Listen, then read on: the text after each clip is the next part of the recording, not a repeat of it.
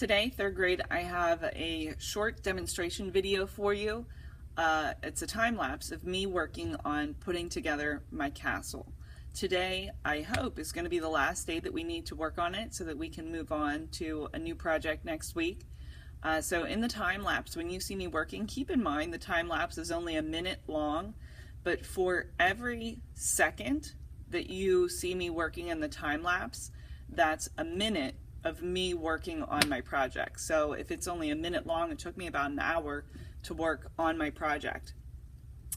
So to start off, I have all my supplies all ready to go. I have glue stick for gluing. I have scissors for cutting. I have a bin of oil pastels so that I can add all of my details. I have a bin of scrap papers so that I can cut out and collage more details over top.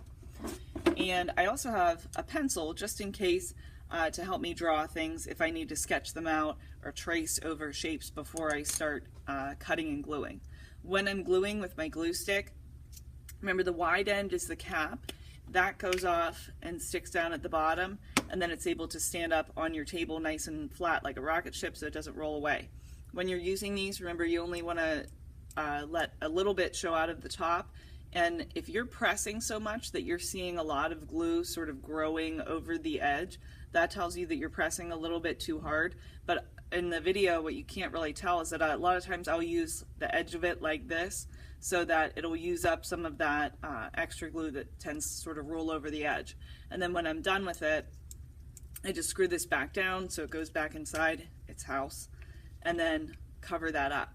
When you're gluing, remember the most important place to glue is around the edges. So the video, it goes really quickly, but I glue all around the edges first, and then when I have a big shape, I put an X through the middle.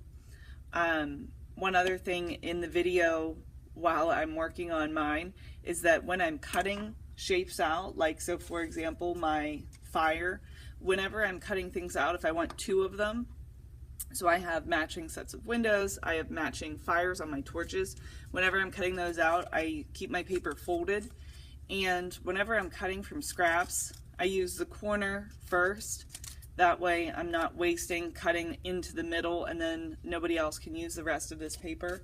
And then if I keep those two pieces together, I can get two flames at once. And remember that whenever I'm cutting, my paper should be moving and my scissors are staying straight up and down. So my scissors stay up and down, and then my paper does that turning around. And for fire, it's just sort of like wavy triangles. So I kind of like move that around a little bit and then make those sharp turns back up. And my paper, this hand, is doing all the driving, turning my paper around. And then when I'm finished, I have two sets of flames, and then I used oil pastels to add the details onto those. So watch the time lapse, and remember that even though it's going really quickly, I still am working really carefully on things. And then hopefully by the end of class, everybody will have their finished castle with all of their final details.